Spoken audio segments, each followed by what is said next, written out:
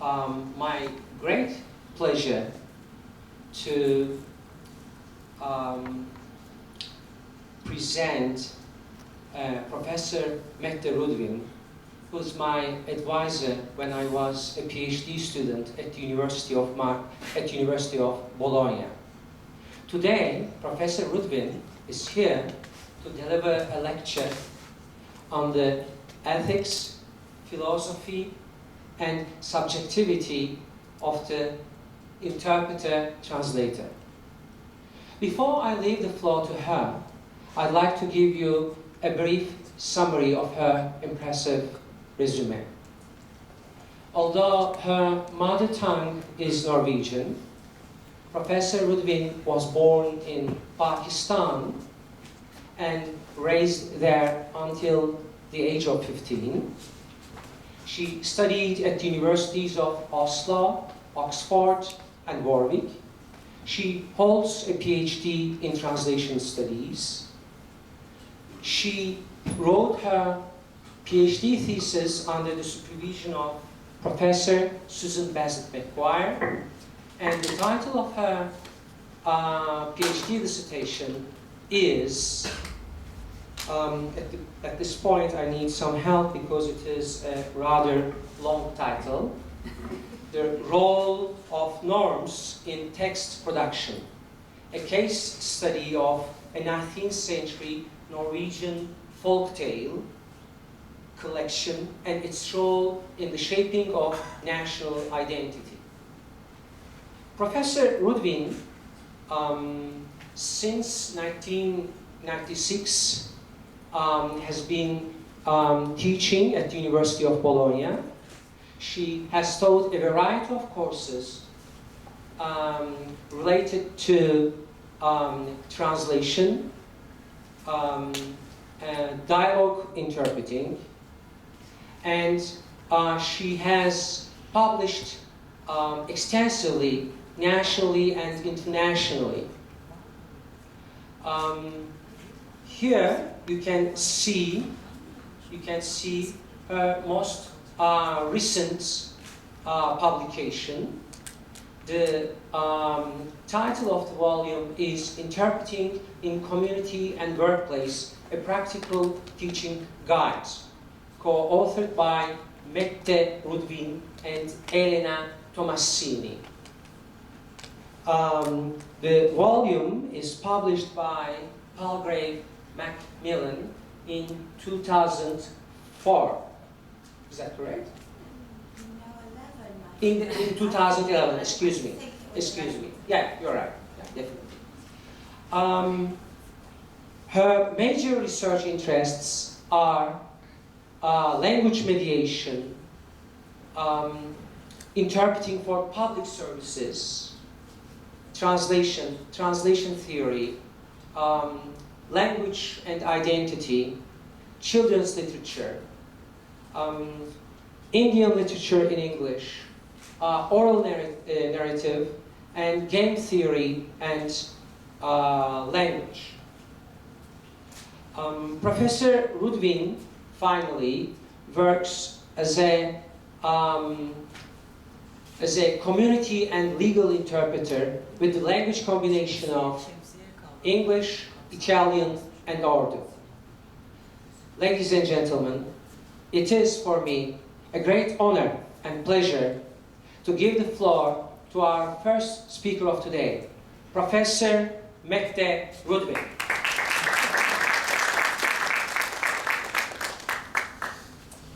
Well, thank you, Professor Rudvin. May I call you Tunç?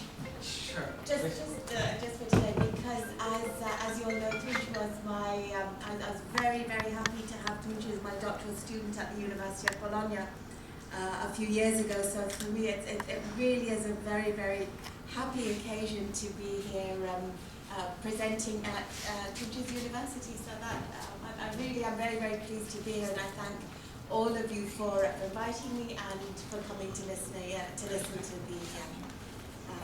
to the lecture.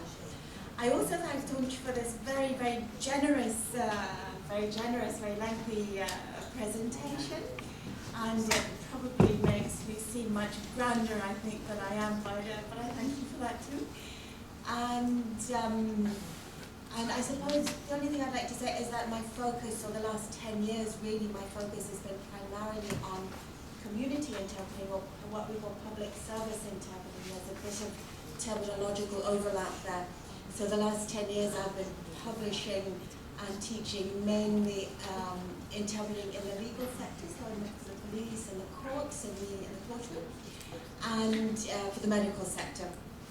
And recently I've been involved in a project, a European project with Interpreter-Translator, for those of you who are familiar with the interpreting field. And we're elaborating, we're almost at the end of the project now, we've elaborated guidelines for the training of interpreters, legal interpreters, so in the courtroom and for the police, for minority languages. And that's as a response to the European directive. There's a new European directive that encourages very, very strongly, if you like, all of the member states to introduce interpreter training for legal interpreting.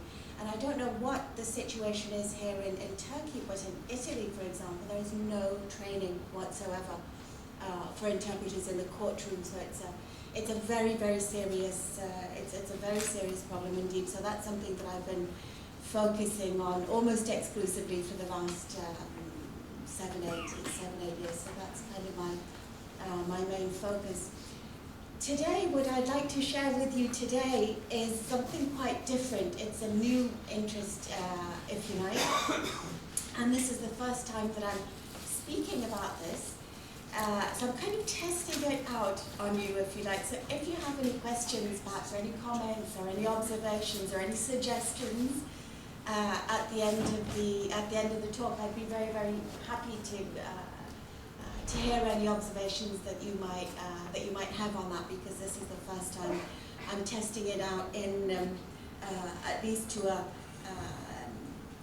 an audience, to a real audience, because there's just one thing I'd like to say, that most of the ideas I'm presenting here today are about to be published in, if I can find it, yes, in a book which is co-authored by me and a colleague from Oslo, Hannah Gordon, and Mary Phelan from Dublin City University. And this book is coming out in, I don't know, June, July, as soon as we can get it off the ground. And it's about ethics, specifically in public service interpreting. So my interest recently has been interpreting in the legal sector, in the public sector, public institutions, and specifically legal sector. And what comes out of this is the incredible importance, if you like, of maintaining an ethical stance. And I'll talk a bit about what I mean by ethics in a little while. But it's something that is emerging very, very strongly, the notion of ethics.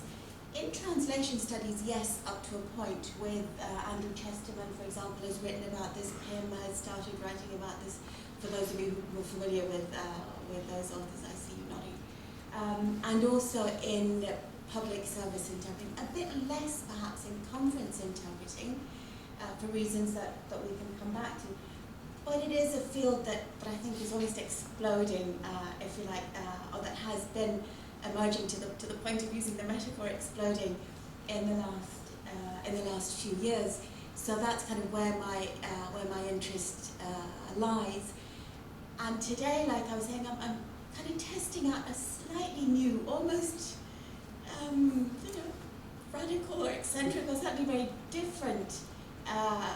different channel, or a very different approach to interpreting. It's something that I haven't seen applied before, so I'm a little bit nervous about how this is going to, about the feedback I'm going to get from this, also when the book is published as well. And like I was saying, if you do have any comments, I'd be happy to take that on board. And what I've been trying to do, and what I'm trying to do today as well, is to create an interface, if you like, between what are the primary ethical rules, if you like, or tenets in public service interpreting, which are up to a point exactly the same as they are in conference interpreting and in translation, and philosophy, and to create an overlap. Because at one point, I was writing about the issue of professionalism and how being a professional interpreter is different from country to country and culture to culture. And my own background, Tunç mentioned that I was born in Pakistan, and that's something that has affected me or lies within me very, very deeply as a culture, and I see those differences very, very strongly. And I think cultural differences affect also things like ethics, also things like how we see ourselves as a professional. And studies have been done on how interpreters, their sense of professional identity affects their interpreting, especially in terms of impartiality, confidentiality. Do we maintain a neutral, completely neutral stance, or are we bound to the people we work with in a more collectivist approach, if you like? So I think there is a very strong impact by culture on professional behavior and on professional ethics. So that kind of got me thinking, yes, but where do our ethics really, really come from, you know? And I'm thinking, well, you know, these are actually, they overlap very much with other professions, so the medical profession, the legal profession, and also with the ethics that we have as a community, as a general community, and that must mean that they're coming from our tradition of philosophy in a very wide sense of the word.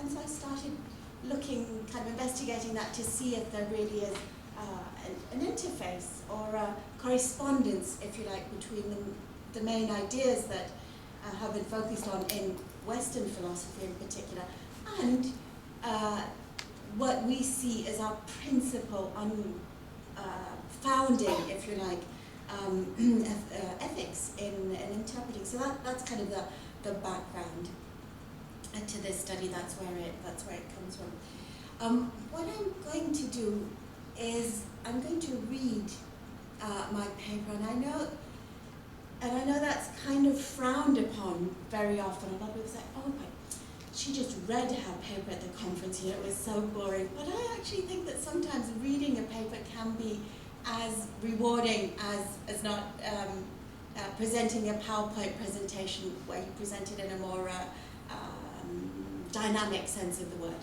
I put up extracts kind of from what I'm reading so that you can follow that on the PowerPoint presentation, but because it's a kind of topic that lends itself more to a discursive structure, if you like, that's what I'd like to do today. I'll try to read slowly because I know there are a lot of students here, and I'm very, very pleased that you found the time to come. But I will, and I know not all of you have English as your strongest language. Germans and other people in the audience, I will try to read slowly. Okay. Over the last few years, the issue of professional ethics has received much attention, as we were saying, in the field of community, in the field of interpreting and translation, and in particular in the field of community interpreting or public service interpreting. So remember we said public service interpreting is interpreting that takes place for public institutions. So typically that would be in the medical field, hospitals, the patient-doctor communication with migrants, and the educational field, and perhaps especially the legal field. So police and everything that has to do with the police, also the refugee setting, which is becoming more and more relevant, unfortunately, over the last few years, and especially now. And in the courtroom, and that, of course, is becoming relevant for the tragic reasons that we've seen just in the last few days as well, and the whole issue of terrorism. And I don't know if you've ever made that connection, but interpreting for the police and the courts, and especially the wiretapping interpreting, is a crucial form of counteracting terrorism, of preventing terrorism. And so that is actually an area which, unless you actually stop to think about it, you don't realize how important it is for us as a community and for the safety of the community. So I won't be addressing conference interpreting so much in this paper because the ethical conundrum, if you like, in conference interpreting is less complex than in other forms of social-based and dialogic interpreting. By dialogic interpreting, I mean interpreting in a conversation between two people or more people, so that you're interpreting in both directions. whilst in conference interpreting, you're interpreting in one direction, in one language, right? And you're sitting in a room, in a booth, behind glass, and everybody's pretending you don't exist, in a sense, and this invisible voice in a way. But in dialogue interpreting, when you're actually face to face with other people, the dynamics of that relationship, of that interpersonal relationship and the translation relationship, the discursive relationship is very, very different. And ethics becomes much more immediate, if you like, in that context. Okay. So dialogic interpreting forms, especially in public and institutional domains of power asymmetry, the judge and the suspect, for example, there's a huge power asymmetry, you know. Ethics is, in that situation, people are particularly vulnerable in their ethical connotations. So an acute awareness of the interpreter's mandate and responsibility is reflected in the fact that ethics figures prominently in the literature, as well as at international conferences, in training courses, mailing lists and blogs, as well as in the working lives of professional interpreters and translators. As an object of theoretical inquiry, so meta-ethics, if you like, we can go up, yes. As well as a guide for human conduct, so normative ethics, ethics has been a primary focus of Western moral philosophy, at least since the time of the ancient Greeks. So this paper situates the main ethical tenets of interpreting and translating, which I would claim are accuracy, number one. I don't know how you feel as a translator, but I certainly feel that accuracy is that's what we're doing, that's what we're here for, that's the nature, if you like, of translation, really, and interpreting, is to be as accurate as possible. And then we can say, yes, but that is impossible for a number of reasons. Yes, it is impossible. But at the same time, it's the rule that we must follow. At least that's how I feel. So I would say accuracy, number one. Then, for interpreters at least, impartiality and confidentiality.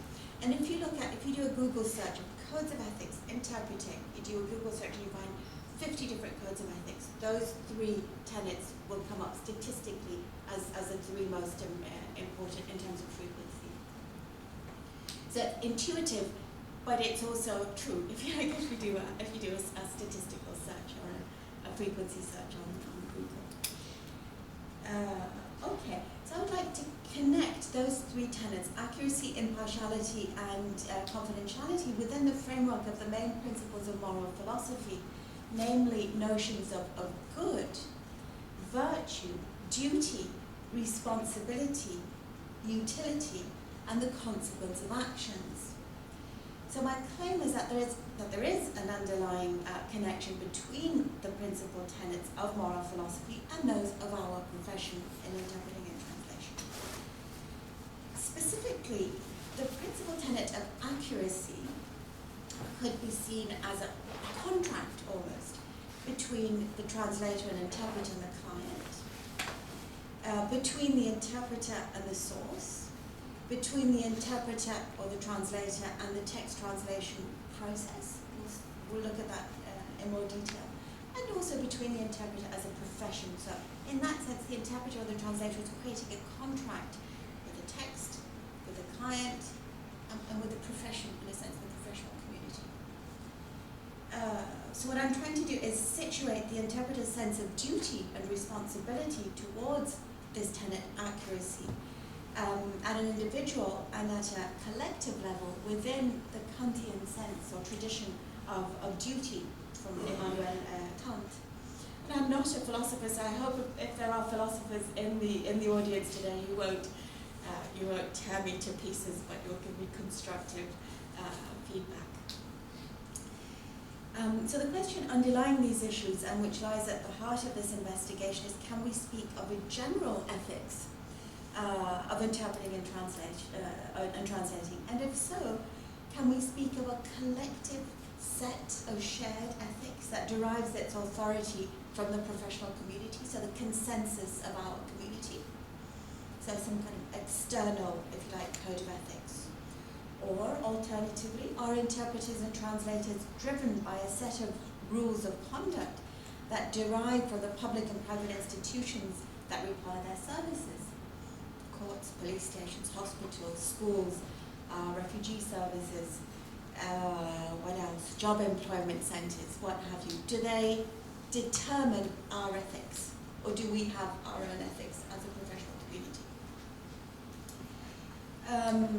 Let's see. Or else by the rules of conduct taught to us as trainers, as translators and interpreters by the training institutions, or by an unwritten rule regarding language transfer, so the very nature of translation, or else by a privately driven internal ethics, which by which a single interpreter examines his or her own conscience, if you like, internally.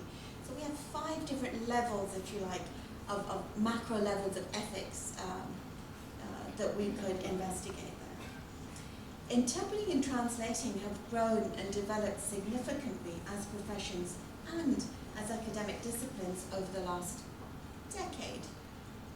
Especially the last decade, I'd say the last 2.5 decades, but especially the last decade perhaps. And concomitantly, the discipline of interpreting studies has branched out into a set of sub-disciplines depending on the sectors. You have medical interpreting, legal interpreting, interpreting in the education sector, as I mentioned, but also business interpreting for the media, for tourism, for diplomacy. So it really is branching out, and each of those branches, each of those subsectors have their own needs, if you like, also in terms of the relationship with the client and the ethics that result, if you like, from that. So this has had significant implications for the perception of the interpreter's role in the international literature. That's something which has just exploded over the last 15 years, the role of the interpreter. And also to public debate. What's emerged here is this whole notion of translator agency and the degree to which the interpreter translator is visible. If like Waldingshaw talks a lot about that. Who else talks about that? Pym has talked a bit about Anthony Pym. So those of you familiar with translation studies are familiar with that metaphor of visibility. Angelelli has talked a lot about that. She and Sandra Hale don't really see eye to eye, so there is some disagreement about that whole notion of the interpreter being proactive in the interpreter assignment, if you like. So much so that in community interpreting, the debate has led to a bifurcation, if you like, of schools of thought in the international literature, represented by what Sandra Hale in her 2007 book calls the mediated approach and the direct approach. So one in which the translator is a machine almost. The translator translates only what is there and nothing, it has no action, has no agency kind of in that process. Or the translator, by definition almost, mediates the text because he cannot or she cannot do otherwise. Okay. This bifurcation also represents a much broader paradigm shift in the humanities, about which I've written earlier, towards a wider acknowledgement of the ostensibly neutral third parties or translators' overt and covert impact on the communicative event. But I suppose I'm really saying there is simply that there's an acknowledgement that the translator does affect the text somehow. You cannot not change somehow the text. But if we remember we have that tenet of accuracy as one of our main tenets, our goal is to be as precise, as accurate as possible. But at the same time, we have to acknowledge that in a philosophical sense of the word, really isn't possible because culture affects language and affects textual realization. But our minds kind of are so subjective as well because of culture, because of our own individual interpreting of any text, that neutral kind of machine translation of the text simply isn't possible. And there's been an acknowledgement of that in the literature over the last 10 years. Okay. I think we can go down, yeah. Okay. So if the aim of what I'd like to do here is to illustrate how the professional ethics of interpreting and translating, and in particular that trio of accuracy, impartiality, and confidentiality, that it reflects some of the most fundamental principles of the Western philosophical tradition. So what I'll need to do very, very briefly is to trace the development of the notion of ethics, very briefly, in Western philosophy.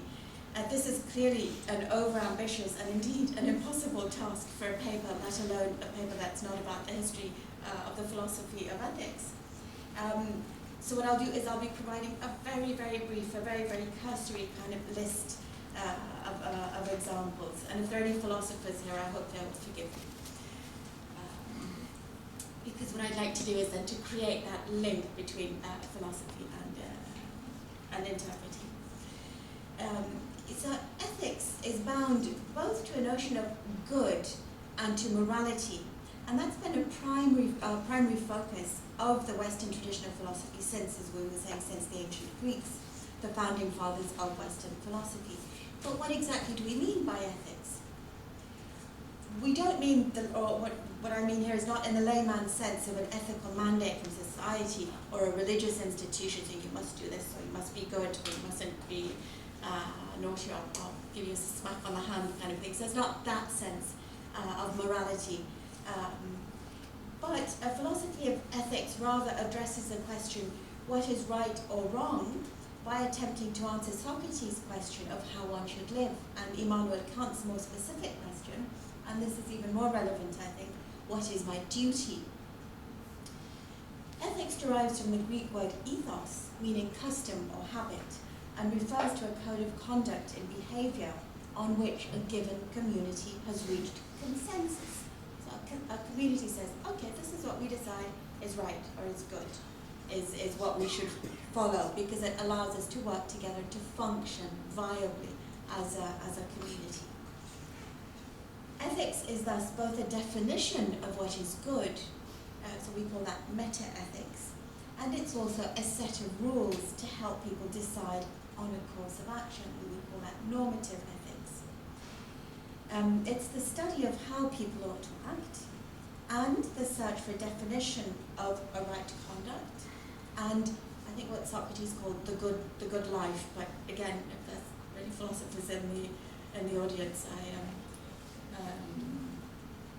I don't dare go into that because I understand that the translation from Greek is very debatable there, so I don't want to go into that discussion.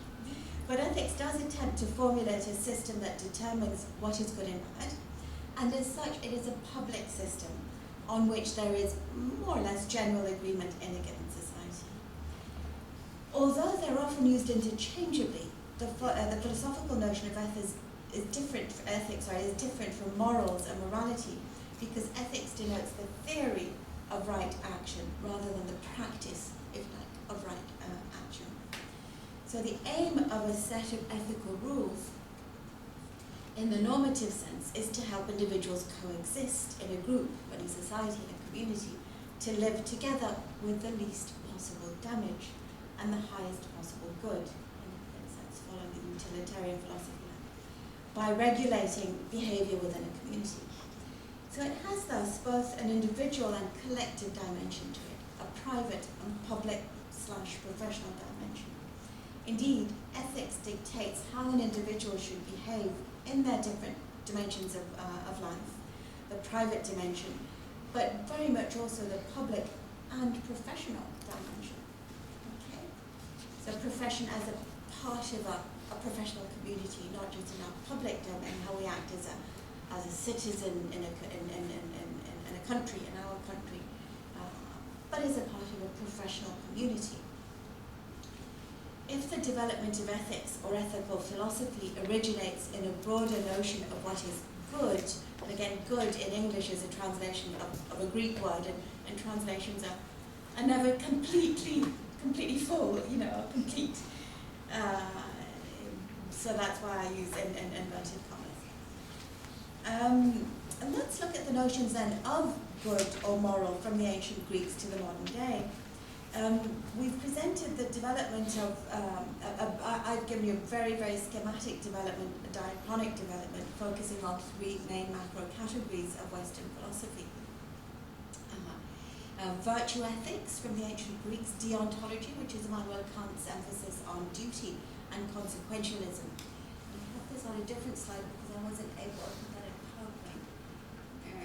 Here we are, because it didn't fit nicely into my, sorry, I put it in Word because it didn't fit nicely into my PowerPoint. According to Socrates, the greatest good is the transcendent or transcendental form of good itself. So good, in his metaphor, if you like, gives light and life to earth. It gives knowledge and virtue, which is the cause of goodness. So the pursuit and the love of good is for itself. It's not the actions, it's an aim in itself, if you like. For Plato, a slight change there, where the focus is on the action, on doing good, rather than good being an intrinsic quality, if you like, in itself. So when people do wrong, it's due to an error or to ignorance, rather than to active intent, rather than to something intentional. So knowledge, wisdom, self-awareness are thus connected to virtue and to happiness. For Aristotle, goodness is in the actor, not in the action. And therefore, for Aristotle, we can choose to be good. There's a sense of self-empowerment here. It's also a way to move towards man's natural objective, or telos. Again, this comes from the Greek, so I'm kind of on shaky ground here. But in accordance with what he sees as man's nature and realizing one's full potential. And again, that is through virtue. The road, if you like, to that object is through virtue. So with this shift in Aristotle, ethics becomes the study of how one should live. Being good rather than doing good. So not just the actions, not just good because it's good in itself, not just the actions, but actually our intent in that course of action, if you like. So what we today would begin to call perhaps normative ethics. Thank you. Goodness is associated then both in Plato and Aristotle to virtue, as in behavior that leads to some kind of a positive outcome, a good outcome. And one might argue that a normative ethical system thus came into being with Aristotle's development of Plato's notion of goodness as residing in good actions. This perhaps is a precursor to what happens in 1530, I think it is, with the Reformation. And the Protestant Reformation, which you're all familiar with, which was a landmark shift towards the intent, if you like, of an individual's action and that direct personal relationship with God, so that non-mediated relationship with God that the Catholic Church has, but that direct relationship to a divine being, which is incredibly important because it creates in oneself an enormous sense of duty, an enormous sense of responsibility that isn't diluted or isn't mediated, if you like, by any kind of mediating agent. Really. So that had a very strong impact on ethics and created an increased sense of personal responsibility, which we see very, very strongly in Kant, in Immanuel Kant. Okay. Yes, we're kind of moving incredibly quickly here from Socrates to Kant in like 2.5 minutes, you know, but you'll just have to bear with me. And we can go down a little bit further. So in Immanuel Kant's philosophy, sometimes referred to as deontology, deontologia, what is prescribed in a sense, perhaps more than any other philosopher, changed the course of ethical philosophy, moral philosophy, and gave form to an articulated system of ethics. Because man is a rational being, more or less, Kant says, the obligations placed upon him or her can be deduced from reason. So, rationality, reasoning, logic. And Kant, very much in line with the Protestant ethic and ethics, argued that an action is truly good or moral only if it is performed out of a sense of duty. So we have the sense of duty, of moral responsibility. Consequently, an action is not in itself moral or good, but it's made good also by the intention and the volition of the actor, of the person who's performing the action. For Kant, we'll go down here, I think, because An internal sense of duty and responsibility is essential and accords with the shift, as I was saying, in the Protestant Reformation, to a stronger sense of direct, non-mediated personal responsibility towards a divine being, which is pretty heavy going, really, because it means that there's nobody there to help you out, as we've had in the Catholic tradition. Anyway, it means it increases very exponentially one's own sense of responsibility and the weight of that responsibility as well. Another interesting logical shift in Kantian ethics is that personal happiness should not be a focus in itself because it detracts from the universalizability of ethics. So he says if personal happiness is a goal for human beings, that doesn't really work because the goal should be something that applies not just to individuals but to everybody. So what is good, what is ethical, what is a law or a rule is something that applies not just to me or to you as individuals but to everybody. Okay. So Kantian philosophy thus represented an important epistemological shift towards the perception of self rather than group, and towards a greater sense of individual rather than collective responsibility. In deontological ethics, moral obligations derive from a supreme order, either God or a universal code of ethics and actions that are right or wrong in themselves, not only if the consequences of those actions are negative or positive. So decisions are or ought to be made because it's a duty and because it safeguards other people's rights. So not just my own happiness, but the happiness and the rights of other people. Another branch of deontological philosophy, which is called pluralistic deontology, and was proposed by William Ross in the late 19th century, suggested that there were 7 duties to be considered before taking any action. Beneficence, to help other people increase their happiness, their pleasure. Non-maleficence, to avoid harming people. Justice, to ensure that people get what they deserve. Self-improvement, to improve oneself. Reparation, to recompense someone if you've acted wrongly. Gratitude, to benefit people who benefited us. And promise-keeping. And this is something which I'll relate later to interpreting in a few minutes. And these parameters might clash at times. Let's move on to utilitarianism. And Jeremy Bentham, John Stuart Mill. This is a branch of consequentialism, which is also referred to as teleological ethics, and focuses on the consequences of one's actions. So this school, if you like, sought to quantify ethics by suggesting that the most moral, or the most good, if you like, action, is the one that results in the greatest happiness to the greatest number of recipients, the greatest number of people. And that's something we're all familiar with, I think. Okay, so the one that produces the best action is the one whose consequence, the consequence of which produces the best or the largest number of positive, of happiness, the largest number of people who feel happy because of that action. So quantifying something. It's moving from quality to quantity. So in other words, the utility is the happiness or pleasure given by an action that will produce greater pleasure than another action. So that's how you choose. So Mill says, okay, you have 2 choices here, 2 possibilities, 2 actions. The one you choose should be the one that gives most pleasure or most goodness or most happiness to most people. So just do kind of a mathematical equation here and find out which one produces the most pleasure. But in a nutshell, obviously, I'm presenting this very, very, very synthetically, much too simplistically, but in a nutshell, that's what it's. So the moral quality of an action is thus contingent upon its consequences.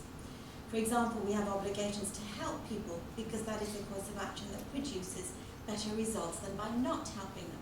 So if I can choose either to help or not help, if I choose to help, there are more positive results. Okay, this is a mathematical equation, right, for most. It's also a reflection of the development of the individual rather than the group or role-based identity construction. Okay, the natural rights theory of Thomas Hobbes and John Locke, very, very quickly, were of a deontological nature, and in their philosophy, humans have absolute, natural, universal rights that are inherent in the nature of ethics and are not really contingent upon actions or beliefs. So we're going back to, in a sense, the quality of a more qualitative notion of ethics. I'll move down to Hume. Another empirical approach to ethics, but very different from Hobbes's view, was David Hume's descriptive approach. And he looked at how we make our moral judgments based on self-interest. So we see a very strong development here. Hume argued that humans often act irrationally, which I think indeed seems to me to be very true. The world would be a very different place if we didn't act so irrationally, I think. And always in self-interest, which is very sad, but probably very true, unfortunately. Thus, not only does he place good outside the sphere of God or religion, or as an intrinsic value of beneficence found in human beings, but he actually questions the human beings, or the human person's presumed innate ability or tendency to reason, to behave rationally, and to desire good, if you like. So he's a bit more pessimistic. Philosophical studies in the 20th century were marked by a new focus that took on board developments in science and the new disciplines of sociology, anthropology, and psychology that were emerging more forcefully. A general tendency towards relativism and the challenging of universal norms has been a deep paradigm shift in the humanities generally. This is also true of translation and interpreting studies, which were deeply impacted by the constructivist paradigms. There are many other ways of saying that, but let's just call it constructivist paradigm in cultural studies, in literature, and linguistics, especially from the 1970s onwards, and indeed in philosophy. Derrida is perhaps the name that we all know best. We might not agree with everything he said, but it's in that line of reasoning, if you like, that changed everything practically in translation and interpreting, from being a linguistics discipline to being a discipline that interacts profoundly interacts with sociology and cultural studies. Applied, yeah, okay. I can close the book down to my, yeah.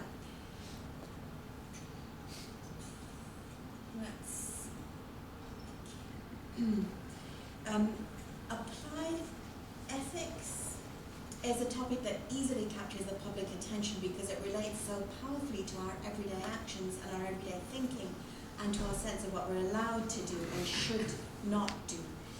Ethics as an abstract framework and set of rules touches the everyday life of all human beings, but it does so in a much more concrete and often provocative fashion in applied ethics.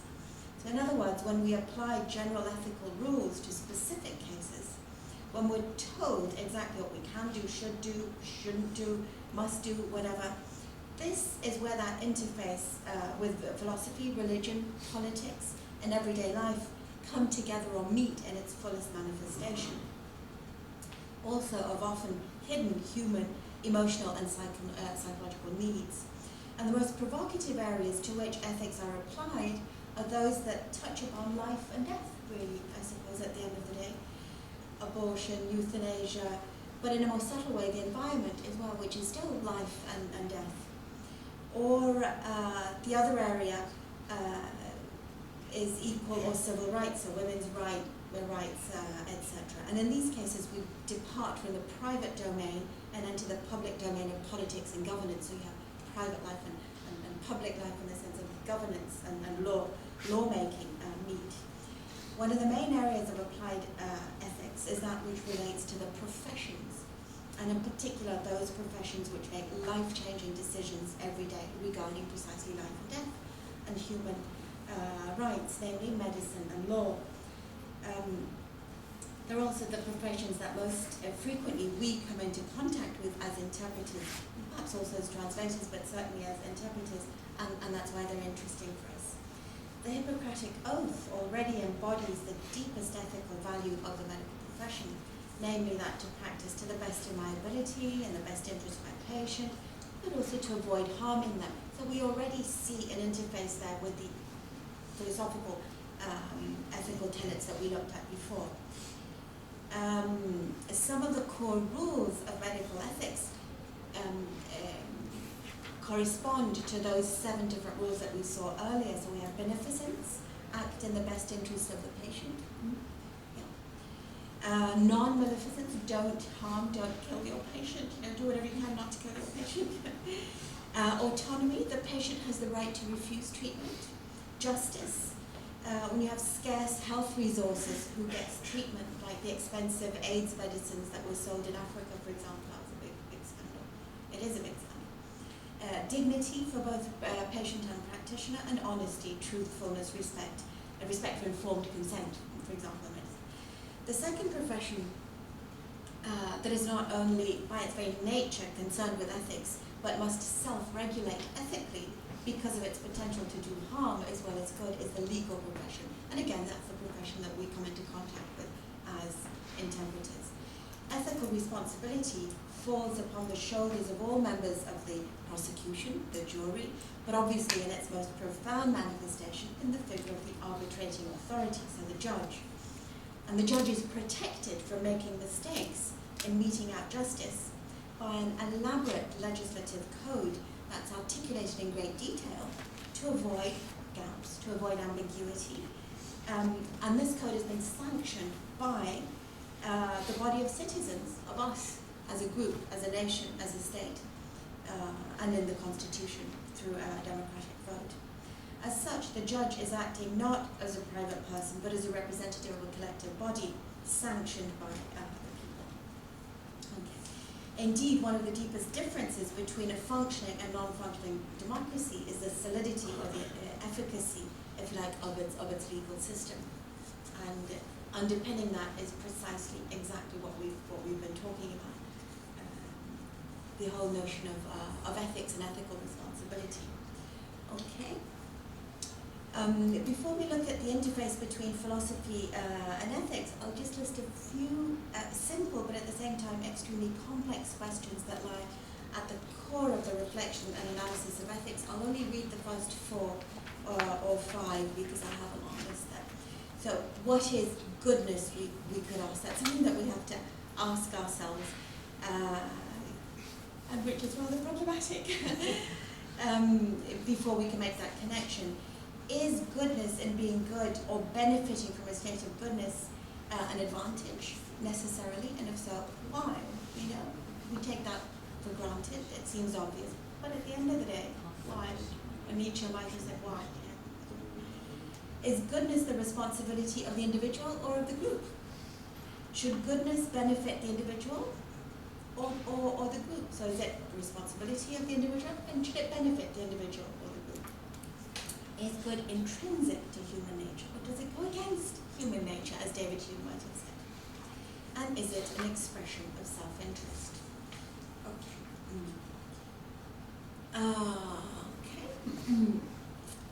Let's see. We've said then that the 3 main tenets, accuracy, impartiality, and confidentiality, are fundamental to the ethics of interpreting and translating.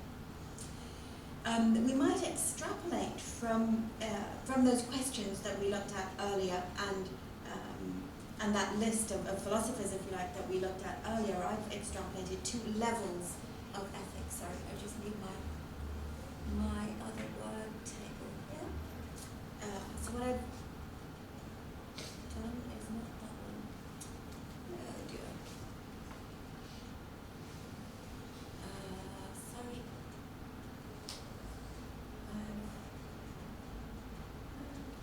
What's my table?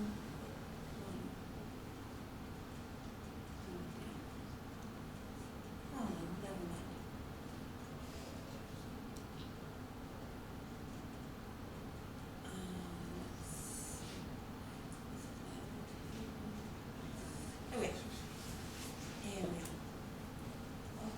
Extrapolated, if you like, 2 different macro categories